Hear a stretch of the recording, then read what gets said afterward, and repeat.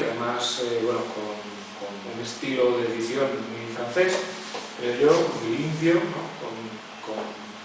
Coleccionando tintas encubierta, en el que has escogido un poema de José Ángel Valente, que es el poema El escorpión amigo de la sombra, homenaje a Buñuel, que se incluye originalmente en El Inocente, que es un libro que no se pudo publicar en España, originalmente se publicó en México, Joaquín Mortiz, en los años 70, sí. Y va acompañado de la traducción al francés de Jacques Sanset, que es un grandísimo traductor de poesía española a francés, porque ha traducido pues nada menos a propio Valente, a San Juan de la Cruz, a Antonio Gamoneda, a Cernuda, entre algunos otros, y es evidentemente pues, y va acompañado de fotos inéditas en algún caso, no todas, ¿no? No, son inéditas. Esta no es inédita. No, están publicadas, sí. En cualquier caso, Antonio Gálvez, que es también, por cierto, el autor de la fotografía que aparece, por ejemplo, en la obra completa, ¿no? En este volumen de poesía y prosa, como veis, este poema.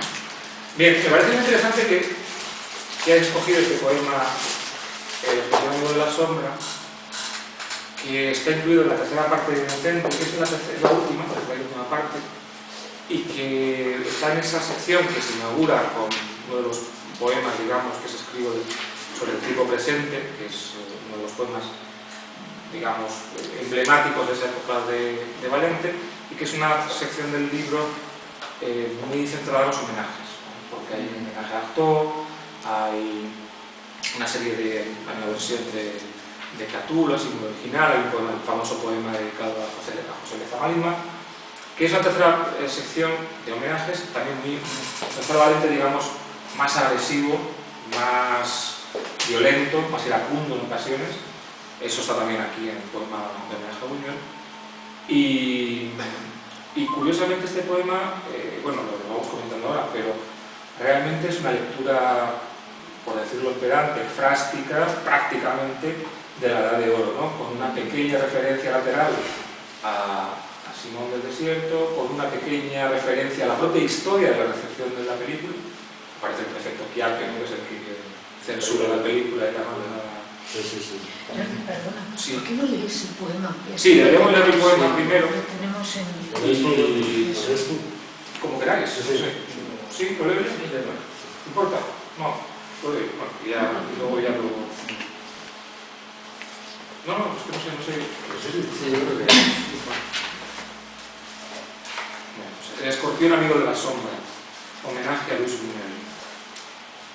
El escorpión, amigo de la sombra, suele horadar las entrañas de la tierra, mientras tú, provisto de una lupa feroz y sobria, analizas los tristes fundamentos, piedra capitular y mierda melancólica, de la ciudad de Roma y de su imperio. Están los mallorquines impolutos, implacables, arteros, deponiendo sonoridad intestinal que el viento solemne de la historia consolida. Ay, cuánta muerte baja de un solo golpe de cadena por todos los retretes del mundo. Ay, cuánta muerte ya muerta, putrefacta y reseca o semisólida, ha clausurado en un salón tristísimo el ángel invisible en lo extraño.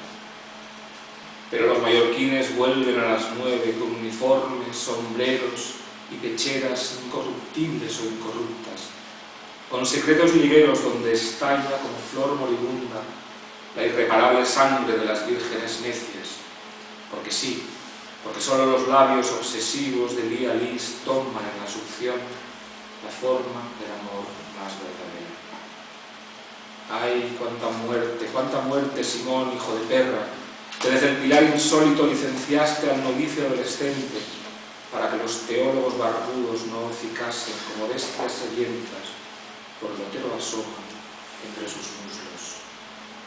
Y vienen los mallorquines a las 9, en formación compacta y evidente, la juventud católica de la M30, claro, la Liga de Patriotas sempiterna como la Liga Antisemita, y el prefecto Chiap a la cabeza, con un gran palo y la invicta bandera pura, reverberante de las aguas lustrales del deber, el derecho, la justicia, el trabajo, la familia, la patria.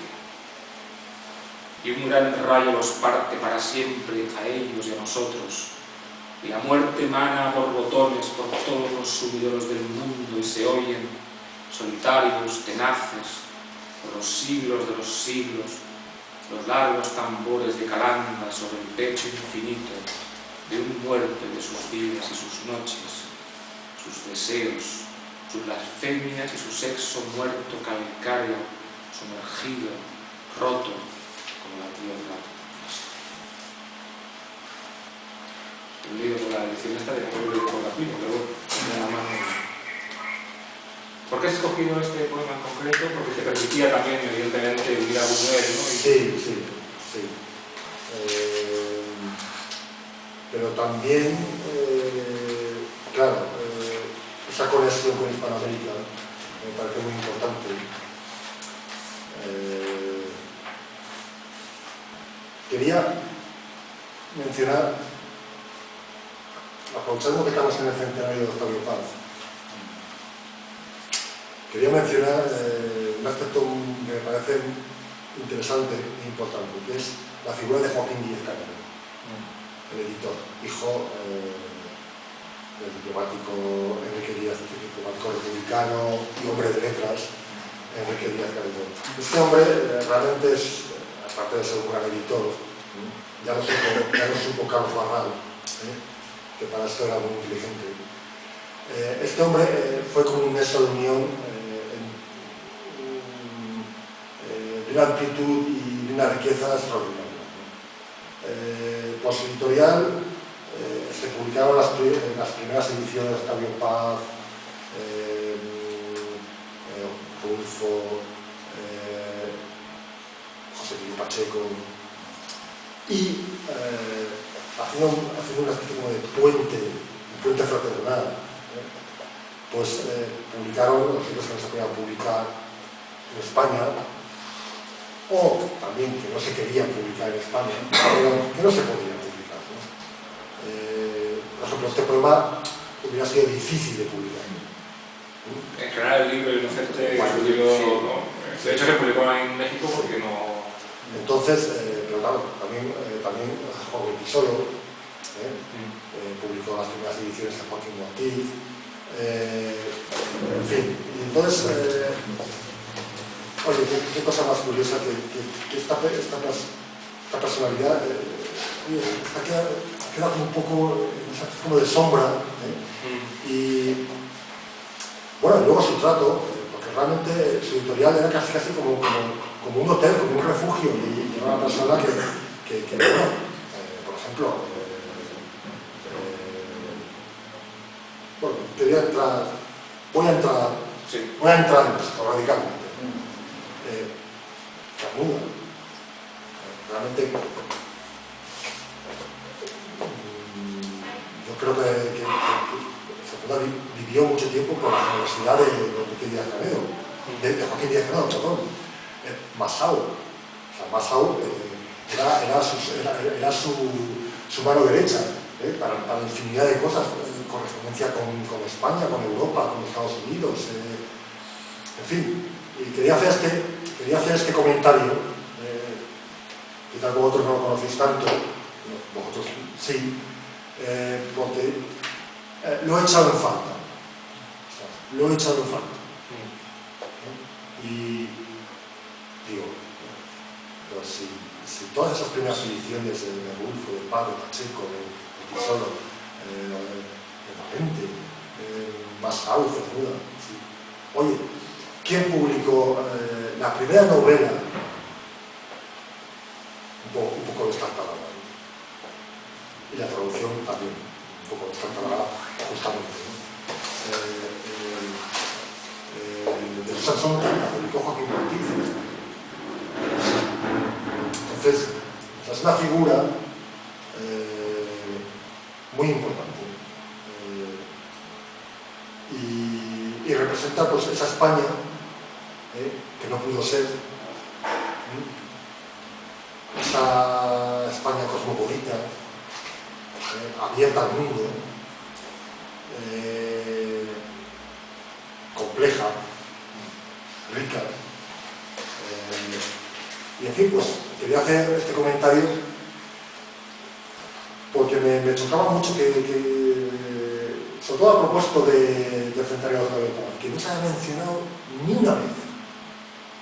Bueno, de hecho, Octavio Paz publicó bastantes libros en Alimentis, combinó ediciones en el fondo, con ediciones en Joaquín Murphy, con 6 barras que había publicado en España.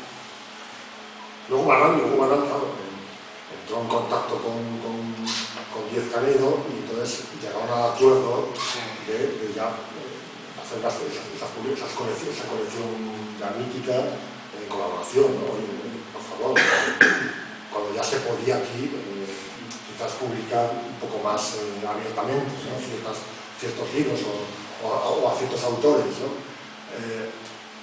Y bueno, quería hacer este inciso un poco. A mí me interesaba mucho ese detalle importantísimo.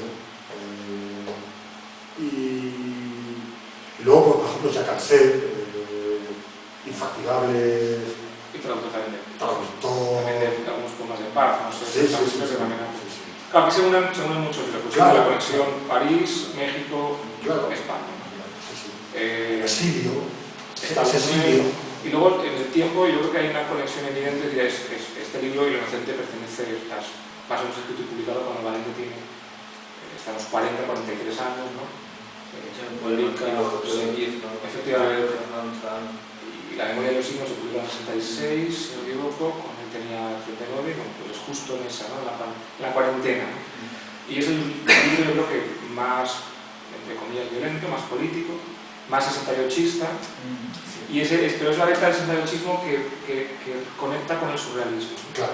con el nivel, digamos, de la Edad de Oro, Sí. aunque se hacen las constantes referencias en el poema, porque el poema habla de mallorquín y todas las imágenes, por ejemplo, las imágenes de la mierda melancólica y la piedra capitular de Roma, ¿no? Pues también está en la película. Es que realmente es una lectura de una serie de elementos de la película que nos interesa. El tema alimenticio, el tema fetichismo. Es la subversión, ese estado de subversión, esa atmósfera. Claro, ese París de final de los años 30.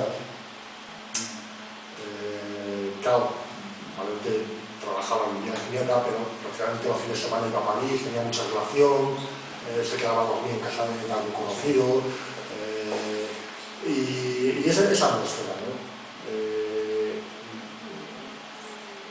Claro, efectivamente, político, sí, pero claro, político radical. El conocido célebre axioma surrealista, cambiemos el mundo, Marx, cambiemos la vida, Rapón, ¿no? Pero también aparece Lotremont, aparece Artaud, y es como el estado subversivo contra ya ese ancien regime que en fin que ya era insoportable para la juventud y para mucha gente.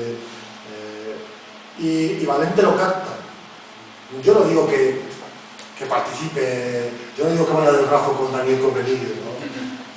Pero sí que participa de esa atmósfera, de ese ambiente, de esas relaciones, y efectivamente es un Valente subversivo, muy sarcástico, con ese humor negro español que ojo, es humor, yo me atrevería a calificar de libertario casi, es humor, esa mirada libertaria, ¿no? En el poema del Escorpión, ahí sale esa liazón, ese nexo con lo libertario, ¿no? tan propio de nuestra tierra, ¿no? Y le sale de una manera natural, le sale de una manera de verdad. No es una cosa, no es. Sí. Entonces, eso me interesaba mucho, me parecía muy poco conocido, quizás un poco dejado con ese otro Valente, pues ya más conocido en los ambientes especializados. Y también, pues, estaba San Antonio Gálvez. Pero claro, es que por la casa de Antonio Gálvez, pues iba Ullán,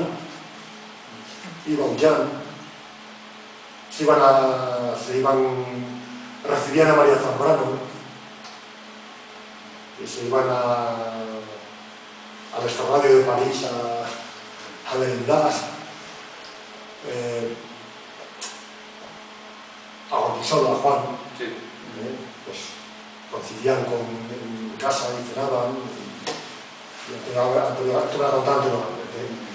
les hacía unas tortillas de patata inmensas que les encantaban, y bueno, también quería un poco, en modestia, ¿no? Pues quería plasmar un poco esa atmósfera, ese ambiente. Sí. Sí. Bueno, antes de entrar en el poema, porque has hablado del libro, y el libro, yo creo que habría mucho que decir del Inocente y de ese momento. Sí. Contar una brevísima anécdota, porque tiene que ver un poco, primero con el título de la colección, por lo de Yo de Noche, y con el carácter a veces un poco duro, sarcástico de Valente. Bueno, los artículos están en la edición de la obra completa, pero bueno, una pequeña polémica de estas que a veces sostenía Valente en la prensa, que fue con Fernando Savater, porque Fernando Savater pues debió citar, no sé a cuento de qué, no recuerdo ahora, el verso de Rimbaud, pero lo cambió. En vez de decir yo era otro, dijo, no recuerdo si fue en español o en francés, pero dijo, en vez de yo es otro, yo es un otro, dijo yo soy otro, ¿no? Y entonces, bueno, Valente entró a saco, ¿no? Dijo que había convertido aquello en una especie de verso de una copla de Concha Piquer, y bueno, hablaba de Fernando Savater como el catedrático, de una manera bastante sarcástica, ¿no? Y bueno, yo creo que aparte muestra un poco como a veces ese lado de Valente que asoma en algunos textos, también, bueno, ese tema de la otredad también como se lo tomaba muy en serio, ¿no? Que es una de las constantes de la poesía.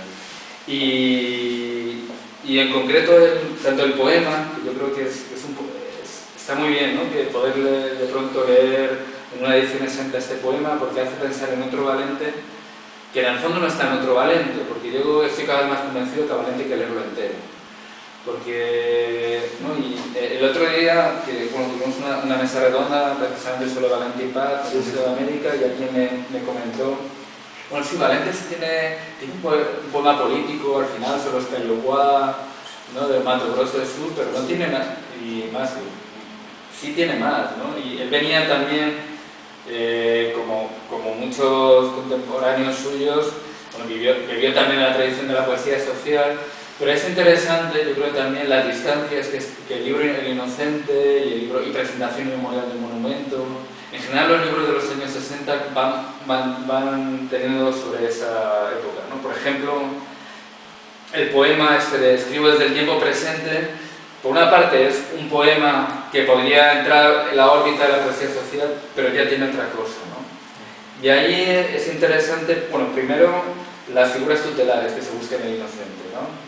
Ramón, Jabló, Artaud, que tienen que ver también con ese clima 68ista, pero si uno repasa bien, y es un texto que a mí cada vez me interesa más, el diario anónimo, yo reconozco que la primera vez que me acerqué a él, me pareció, bueno, como es un poco esta moda, ¿no? De sacar cualquier escrito del escritor, ¿no? Hasta, ¿no? Hay un texto muy divertido de Woody Allen sobre un estudio sobre la lista de la ropa, ¿no? De la lavandería de un escritor, ¿no? Entonces parecía un poco de eso, ¿no? Pero es un texto que cada vez yo creo va ganando, ¿no? Y por ejemplo todas las referencias que hay de los años 60 a la literatura en lengua alemana, todo ese cuestionamiento profundo que se hace, ¿no? Por ejemplo, el llamado Barco del 47, ¿no? Que es, bueno, estamos en una hora cero, que de alguna forma quizás se puede relacionar con ese punto cero de Valente, ¿no? Es decir, bueno, no solo se trata de lo que ha ocurrido con la política del nazismo, ¿no? Todo lo terrible de Auschwitz, sino cómo eso ha llegado a corromper la cultura, el lenguaje, y hay que partir de cero, ¿no? Y hay como una labor purgativa, que me lo contarás en un correo, que tiene que ver, yo creo, también con el Valente que viene después, Es como, bueno, yo tengo aquí que limpiar con todo, ¿no? Bueno, el poema es jugativo en todos los sentidos, ¿no? Es decir, hay que limpiar con esto corrupto, sucio, con todo esto, ¿no? Y con esos gestos también tan de Valente, ¿no? De la imagen, por ejemplo, de la violencia, que siempre tiene una visión purificadora, ¿no? Y está también en el poema y en ese libro algo también muy de que también a veces se olvida de Valente y que bueno, está muy bien trabajado, por ejemplo, en este primer libro sobre la biografía de Valente con el que ha colaborado Marta, no toda la parte religiosa y católica que está en Valente, ¿no? Toda esa pelea que tiene Valente en el fondo con la materia. Porque al final Valente hay una purificación, ¿no? La materia, una reconciliación. Una sublimación. Sí, sobre todo a través del cuerpo femenino, ¿no? Pero en Valente hay toda una oposición, ¿no? Lo positivo al principio en las imágenes es la piedra, ¿no? Frente a lo viscoso, el fofo, claro, ¿no? Aquí el excremento, ¿no? Como que tiene que ver con esa parte de la materia que no se acaba de asimilar, ¿no? Sí. Y por ahí conecta, aunque son muy distintos Buñuel y Valente, con el fondo católico. Porque el propio Buñuel decía, me sorprende en alguien que desde los 14 años se declaraba ateo, ¿no? Como Buñuel y tan anticlerical. Pero yo leí una declaración de Buñuel que decía que se sentía ajeno a todo lo que no era catolicismo, ¿no? O sea, como que era el mundo del que había bebido y que de hecho le parecía que el erotismo perdía su gracia, tenía ese punto de subversión, ¿no? De pecado, ¿no? De estoy pecando y que está un poco ahí también. La imagen de Vialli sorbiendo el pie que está ahí, Sí, ¿no? ¿no? La forma de amor verdadera. Pero totalmente de acuerdo contigo, o sea, en el Valente de la inocencia, incluso en la memoria de los signos le poemas en ese sentido, la violencia tiene un poquito liberador, ¿no? Hay una dimensión de Jeremías, tronar, ¿no? Que como el profeta bíblico tiene también esa dimensión de vamos a arrasar con todo, y realmente de la dimensión política de la poesía de Valente aquí, política es un término inadecuado, porque sobre lo que está escribiendo ahí Valente no se puede fundar nada. Es un trabajo de limpieza previo a la fundación de nada, pero en realidad él no se puede fundar un ideario político a partir de lo que está en estos libros. Lo que hay en estos libros es simplemente un deseo de destrucción un poco del viejo orden, ¿no? Hay esa pulsión de purificar el lenguaje, pero también de acabar con ciertas instituciones que representan, bueno, ese viejo orden opresor. Y eso está en esos poemas. Y es curioso que justo después pues, ya llega al punto cero y a partir de ahí empieza otra parte de la obra de Valente. Pero a mí me interesa mucho, porque realmente si uno rastrea la obra en prosa de Valente hay muy pocas referencias concretas a Buñuel. De hecho, en el Real no aparece. Lo que sí hay en esa encuesta sobre la vigencia del surrealismo que se publicó en el 64, el 1 de mayo, él precisamente dice, ¿no? No me interesa el superrealismo nada, lo mucho recuperable y recuperado, sea por la mecánica formalización académica o por la no menos mecánica formalización de la vanguardia o de la nueva vanguardia. Me interesan ciertas irrecuperables imágenes de Luis Buñuel, ciertas irreductibles posiciones de Breton y la inexorable marcha del centro que Artaud y algo de Pelé, pero realmente empieza con Buñuel y luego queda el superrealismo en la posición capital, transformar el mundo en el capitalismo, más porque no había otro. Esa cita del que no había olvidado el surrealismo él la cita también como, digamos, aquello que lo que todavía en el año 64, digamos, se afirmaba. Entonces realmente es lo que le interesa. Conecta con esa vertiente del surrealismo, ¿no? Lo más subversivo. Claro, me interesa Benjamin Pérez, claro, me interesa Benjamin Pérez por su radical antimilitarismo, por su... me interesa Robert Desnoux, claro, me interesa justamente lo que estamos comentando, ¿no? Desvincularse un poco de ese surrealismo de feria, ¿no? Un poco, que va ahí y hay mucho y se reivindica porque justamente es ese surrealismo que no hace daño, ¿no? que queda muy bien, queda muy... Entonces esa me interesaba. De todos modos te quiero preguntar, pues tú lo sabes a través de Antonio Valde, la película de la Edad de Oro, o sea, el poema realmente en un 80%, 85% está hablando de la Edad de Oro. De hecho, la frase inicial, ¿no? El escorpión amigo de la sombra, está en esa primera sección de la Edad de Oro en el que habla de los escorpiones, ¿no? Que la frase en francés, en los subtítulos, lo que tengo aquí es Ami de l'obscurité, il se ménage sous les pieds, ¿no? Entonces, bueno, amigo de la oscuridad lo cambié amigo de la sombra, ¿no? Pero bueno, realmente es una paráfrasis más o menos de ese comienzo. Bueno, la película se estrena en el Estudio 28, no se estrena primero en Paseo Privado, se estrena en el Estudio 28, que es un cine que todavía existe. La Continuidad Cultural Europea, esa es la Continuidad Cultural Europea, que el cine donde se estrena, la verdad no sigue existiendo, yo lo he visto. En la momento lo sea, ya sí, más en aquel momento lo he lanzado, pero esa película es prohibida y censurada durante 50 años, en los años 80 no se vuelve. ¿Cómo la ve? ¿Sabes cómo llegó Valente? Si la llegó a ver, ¿cómo la llegó a ver? Sí. Supongo en un cineclub, sí, de manera más o menos. Sí. Fíjate que, bueno, ahí se puede hacer la prensa de la época, exactamente cómo se llamaban, ahora tengo un lapsus, pero bueno, eran estos grupos de extrema derecha vinculados a acción directa. Era un nombre muy curioso. El Camelot igual, las juventudes patrióticas, los jóvenes patriotic. Eran unos, para que nos entendamos, era una especie como de skin de la época, pues que se dedicaban a reventar pues, todo tipo de actos que ellos pensaban pues, contra la Francia ancestral, católica y Juana de Arco, etc. Bueno, y efectivamente, el segundo pase que hubo, estos muchachotes entraron al cine, despojaron el cine, agredieron a la gente que había ahí, rasgaron en fin, desastre, ¿no? Y luego aparece el prefecto Chappé, que era la persona que era el censor de París en la época, ¿no? El máximo censor por el que pasaban, ¿no?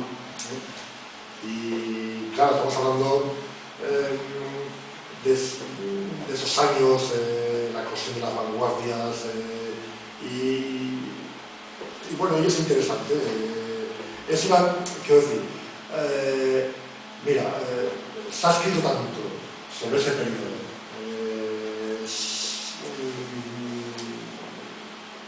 se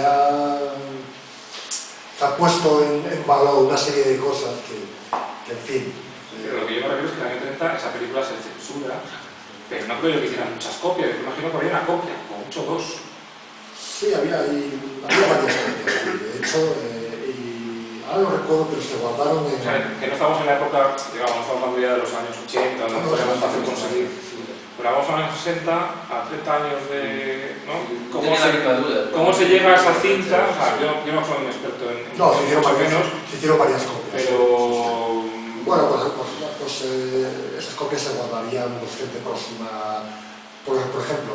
Sí, pero lo que me interesa es eso. A la princesa Mariens. Sí. Claro, como eran gente de la aristocracia, pues ellos podían guardarla, podían contactar con alguien para decir, mira, toma esto y en fin, cuando escampe ya veremos, ¿no? Sí, va por ahí, ¿eh? De hecho, yo creo que Buñuel lo menciona que gracias al círculo de la princesa Mariens, que sí, él pudo salir un poco airoso, porque, bueno, era un personaje no muy conocido, pero bueno, tenía una cierta repercusión, y bueno, pues podía ser objeto de, no sé, pues diciendo llanamente, pues que lo vieran por la calle o con un café y tuviera algún problema, ¿sabes? ¿No? Entonces, mira, unos correos con Ian Gibson, comentando algún aspecto sobre Buñuel. Claro, Ian Gibson insiste mucho en ese Buñuel, en ese Buñuel del terror, ¿no? Yo ahí, fin, estoy un poco disconforme. Porque justamente es gracias a ese alejamiento que es mi vida. Entonces, esa especie como de yo no sé si calificarla de obsesión o de reiteración, el Buñuel de la tierra, ¿no? Las raíces. Bueno, sí, pero no. Sí, pero no, porque justamente pues, para eso se va a París, luego se va a Estados Unidos, y luego Buñuel no vuelve. Ustedes no se empeñen. O sea, Buñuel murió en México y punto. Y no vuelve y no quiere volver, porque ese mundo, esa España, bueno, volvía a España por temas familiares, en fin, estaba muy alejado de Don Alfonso, ¿no? Pero él tenía un recuerdo, esa España le dio una suya, y no quería saber, y no quería mucha mezcla con eso. Él estaba bien en México, tenía su círculo, y justamente él tenía una especie como de, esto Ian Gibson lo dice de una manera, luego en privado lo dice de otra manera, más próxima, más fraternal. Él tenía, fíjate, Buñuel tenía una especie como de, yo no sé cómo calificarlo, remordimiento, culpa, no sé cómo calificarlo, con García Lorca. Con García Lorca.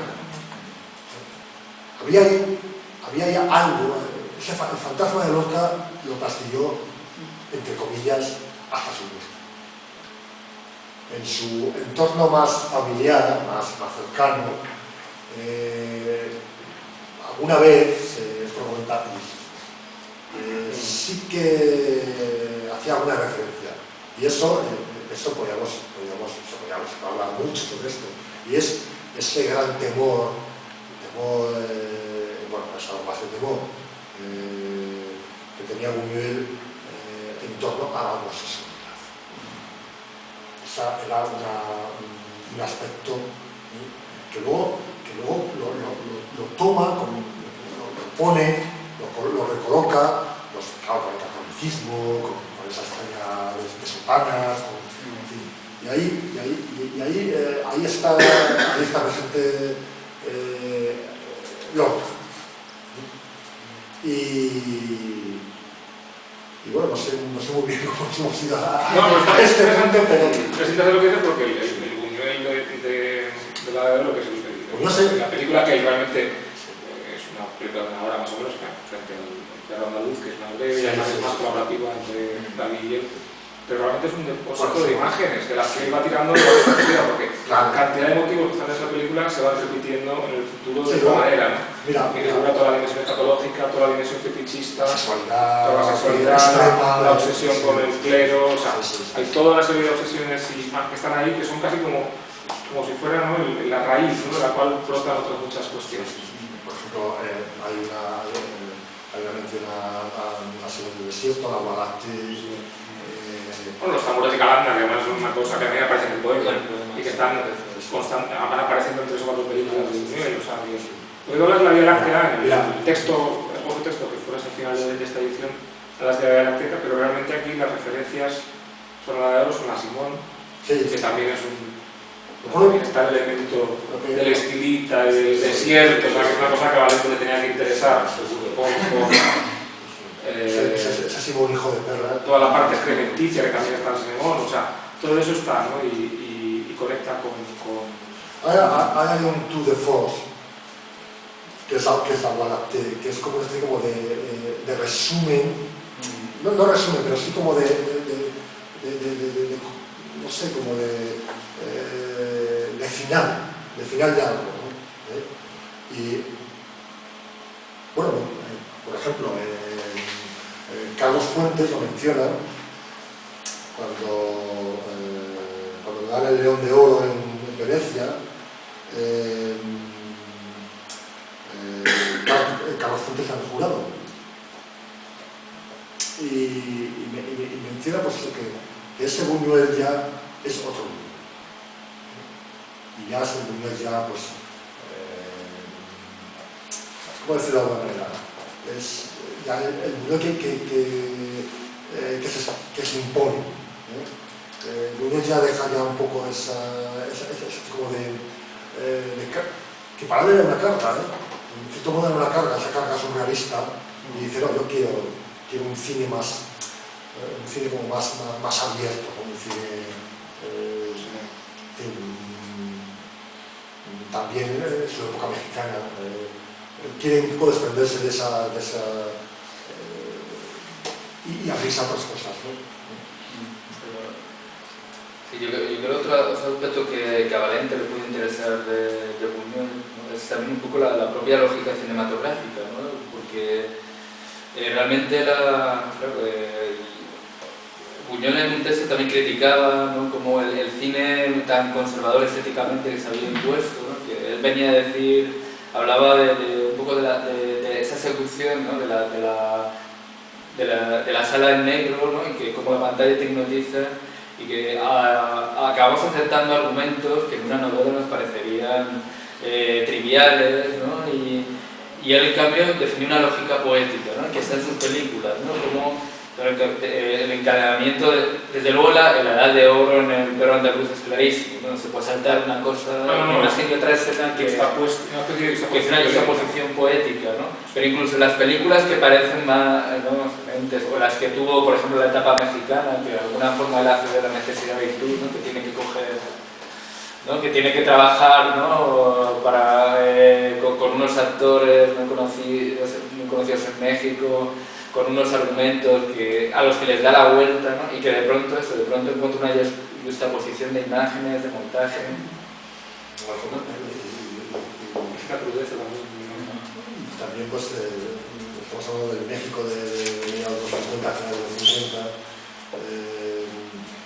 cada una realidad social muy dura, y justamente esa realidad social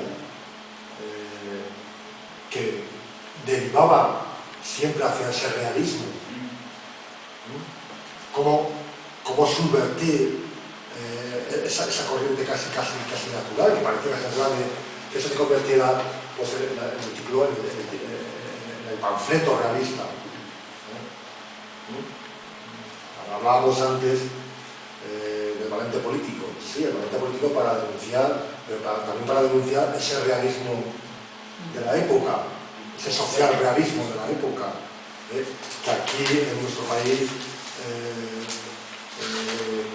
fue tan evidente, ¿no? Un poco la idea de que no podía haber esa subversión política, no hay una subversión del lenguaje, ¿no?, o una subversión del propio arte, ¿no? Con medios tradicionales conservadores no podías hacer un arte. Me viene a la cabeza, voy a hacer de memoria, no me equivoco, justamente, además en la traducción la lectura y invasión que hizo exactamente de Porcelana, una hoja sin árbol para ver todo. ¿Qué tiempo es este en el que una conversación implica tantas cosas salidas, etcétera, etcétera? ¿No? Claro. Estábamos en la época, estaba Bertolt Brecht, Grupo 47, pero también estaba Pasolini, Pablo Pasolini, pero Bergman, claro, toda la Nouvelle Vague francesa, hay una eclosión tremenda. Y bueno, pues justamente como comentábamos al principio, pues Valente está en medio, sí. Y muy importante, al estar en esa Europa, él está en esa Europa físicamente, él coge el tren y en 3 horas está en París, o en 4 horas, en 5 horas está, en 5 horas de Ginebra está en Berlín, coge y de París coge Italia, bueno, reivindica a Giomontal. Entonces, claro, si eso lo extrapolamos a nuestra España de la época, en fin, la verdad es que es muy triste, ¿no? Es muy triste. Y bueno, él fue su elección, fue su elección. Entonces, eso me parece interesante. A veces cierta prensa, cierta crítica, Esto lo obvia mucho, pero es importantísimo. Bueno, yo creo que esta edición de este poema exento, con la traducción de Arsène, luego quería hacer un comentario sobre la traducción, porque como yo soy traductor, pues también me interesa no es una traducción al francés. Hay una errata colosal que Jacques Ansel estaba preocupadísimo, me dijo que si no era posible hacer algo, digo, ya, pero esto, por favor, esto a yo le hubiera encantado y a Valente se hubiera muerto de risa porque es la gracia que tiene que haya no una errata de una coma, no, una gran errata, ¿no? Que es lo importante, que haya una gran errata después de haberlo leído 20 veces y 30 veces, pues oiga, si no hay errata no tiene gracia, tiene que haber una gran errata, que luego la diré. Si vienen los mallorquines inmaculados, pues ahí no están mal maculados un poco. Pero estaría bien, porque el problema de las obras completas, y que está muy bien, hay que tenerlas. Esto es, digamos, la Biblia para luego citar, ¿no? Y que hace falta para tener una edición en fin, compulsada y contrastada y bueno, que sea fiable, que se pueda utilizar. Pero estaría bien empezar a desgajar algunos libros autónomos y darlos en forma de libro de nuevo, fuera, digamos, del contexto de la cosa completa. Se hizo con Amigo Simos hace unos años, sí, pero se debería hacer con el Inocente porque además es un libro que en España nunca se publicó como tal, se publicó de nuevo en México. Entonces, en el Valente del Inocente, perdón por el ripio, hay un elemento que a mí me parece muy atractivo, pero que hay un elemento histérico. Hay poemas, este mismo tiene un punto a veces de histeria, o sea, te das cuenta que está percibiendo una serie de ondas de energía, ¿no? del circundante. Él mismo llega a unos momentos de paroxismo donde hay verdaderamente versos y poemas que están escritos casi en un estado un poco de...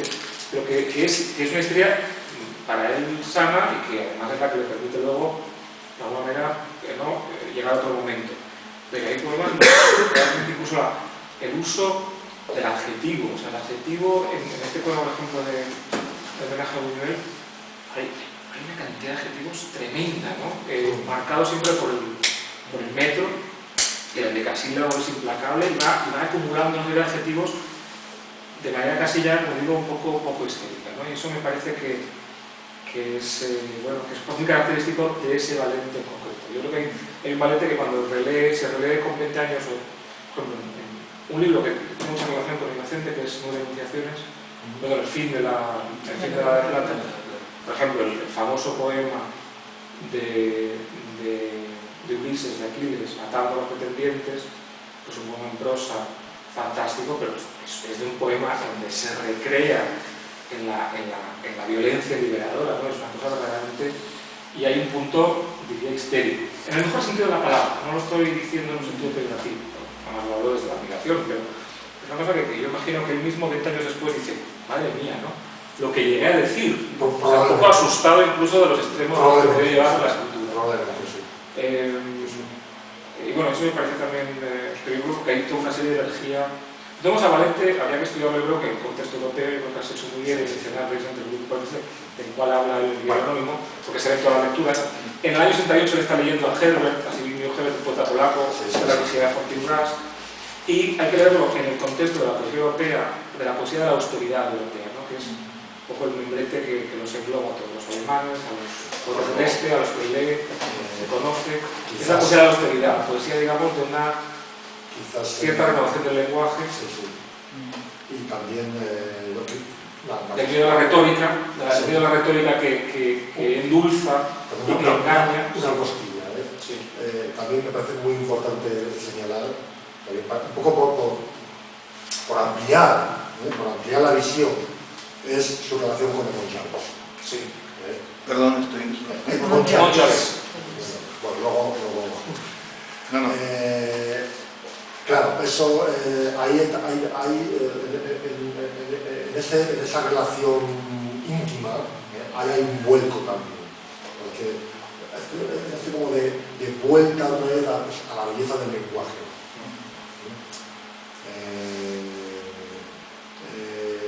a la posibilidad de esa belleza de no enmascarar una realidad, ¿no? Entonces, eso es muy importante. Y justamente es otro giro que yo creo que que es la riqueza que aportaba Valente en esa época. Estamos hablando de finales de los 80, principios de los 90, ¿no? Y ahí vuelve otra vez, hace otro tour de force, y es el último Valente que más conocido, o que más se conoce, ¿no? Entonces, la figura de Monchalet es muy importante.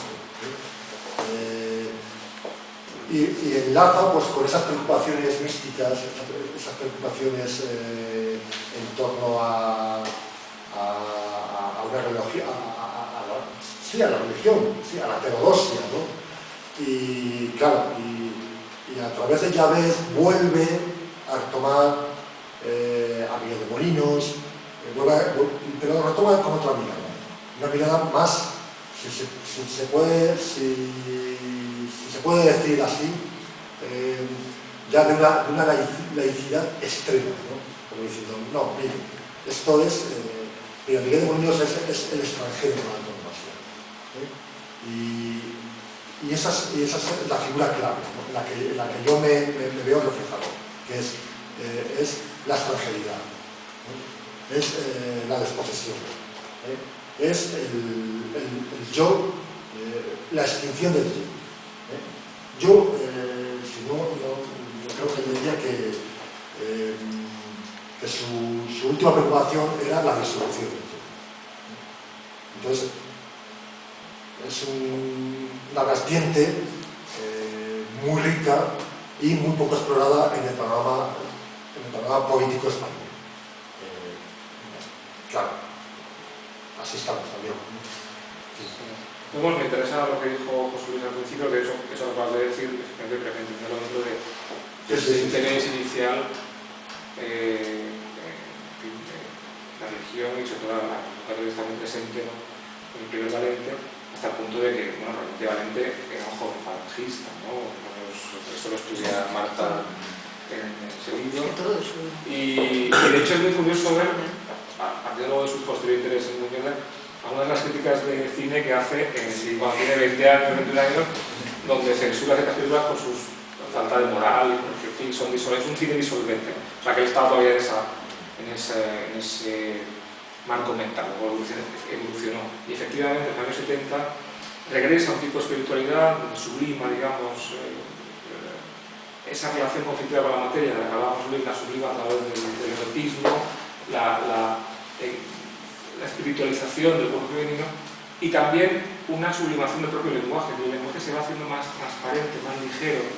El lenguaje en estos poemas de Valente es un lenguaje, como digo, con muchas aristas, muy incómodo, ¿no? Con unos ritmos muy bruscos, unos encabalgamientos verdaderamente sí, a veces parece violentos. O sea, si yo hubiera hecho los encabalgamientos son como alegatos, a tabla, como alegatos, ¿no? Si hubiera hecho los encabalgamientos a rajatabla, hay versos que son difíciles de leer en público. Mientras que luego en la poesía de los años 70, o sea, finales 70, a partir de la mandorla, del fulgor, eso se va como haciendo más, completamente. Se va haciendo más tenue, ¿no? Más ligero, más transparente el lenguaje, ¿no? menos marcado en su fisicidad, su materialidad.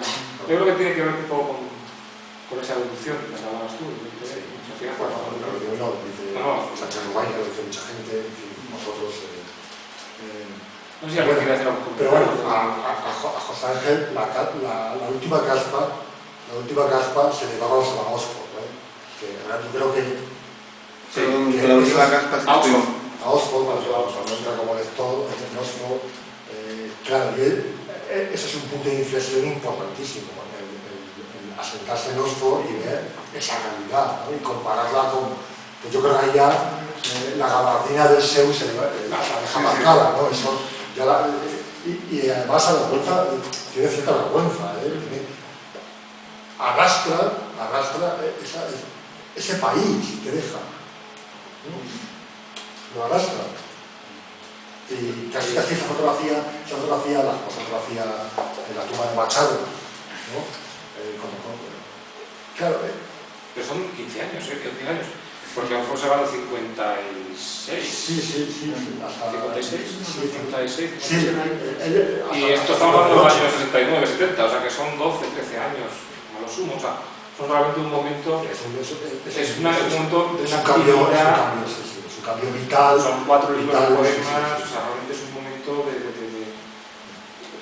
los años 30 de Valencia son tremendos. Que la última votación, la coloquial, quizás un poco, en fin, ya que estamos hablando aquí de esa última caspa del país, se le va el osmo, con esa, en fin, a percibir que hay otra posibilidad, que hay otras cosas. Que hay otra España, porque es cuando descubre a Jiménez Frauta, toda la residencia.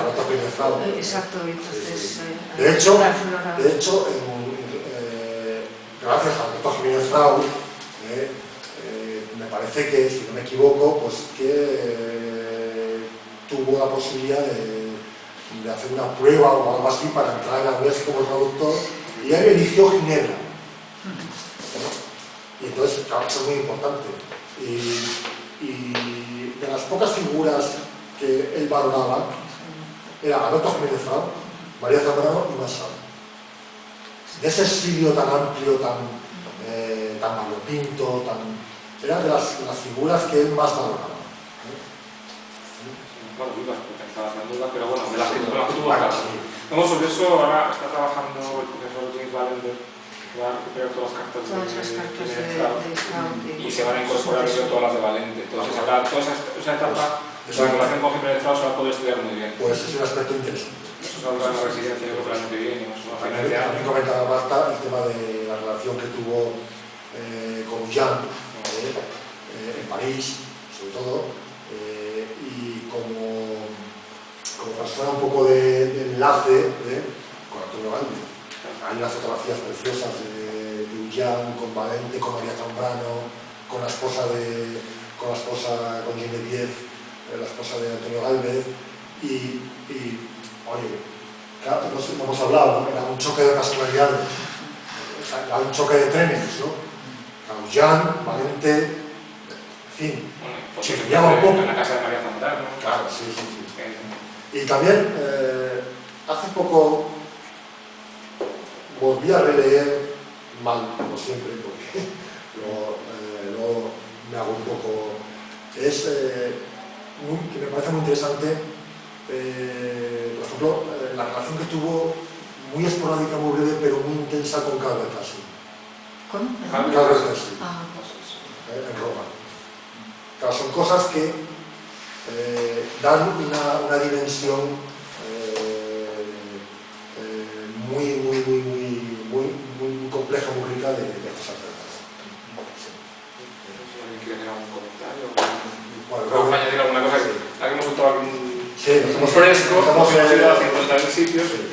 A mí yo tengo la curiosidad por saber dónde y cómo accedió a una cinta, un visionado de la de oro. Lucila está aquí dentro de 20 días, me parece. Pues hombre, la vería, pues me imagino que incluso la vería... No, seguramente en un cine. Sí, en alguna universidad o en algún... Pero que debía ser relativamente complicado encontrar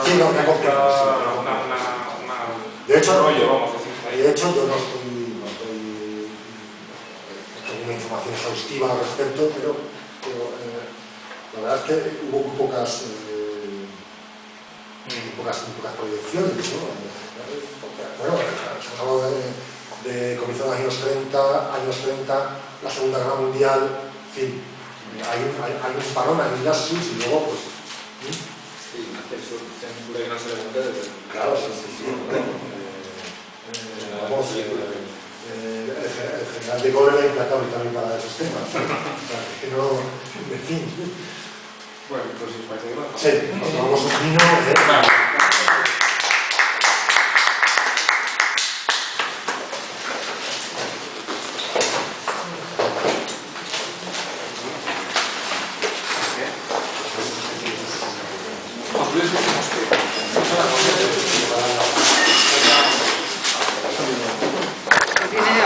Se vayan que